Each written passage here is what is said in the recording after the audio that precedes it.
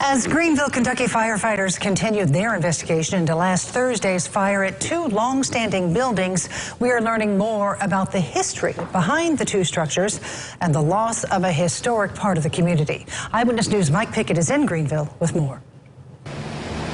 Last Thursday's fire led to the destruction of two buildings that were both more than a century old. And local historians say it's a loss for both the community and for the county's history. The fire followed by the demolition lasted most of last Thursday. Hundreds of years of history gone in one day. It's significant enough I can't really even put my head around it. We are lucky that there was no loss of life, but it still hurts to lose the building. Local historians say the Summers building, built around 1872 by Thomas Summers, sat at the intersection of East Main Cross and Main Street and is considered by some one of the oldest buildings in the county.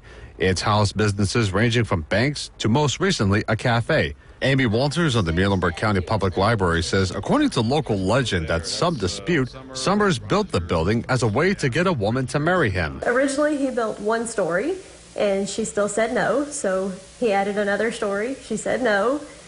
So by the time he got to the third story, she agreed to marry him. There's a few fallacies with it. I've never really endorsed it, even though some of my history heroes passed that lower down. Next door was the Rogers building. Walter says it was built around 1906 by J.L. Rogers and also had different businesses there over the years.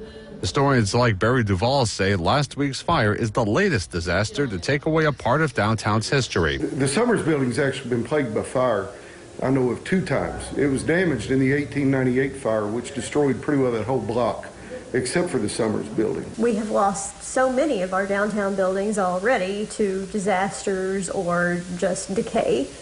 And with that one being the oldest remaining one, the Summers building, it hurts. Both Walters and Duvall tell us that there are efforts underway to preserve the history of both of those buildings long after the site is cleared. In Greenville, Mike Pickett, Eyewitness News.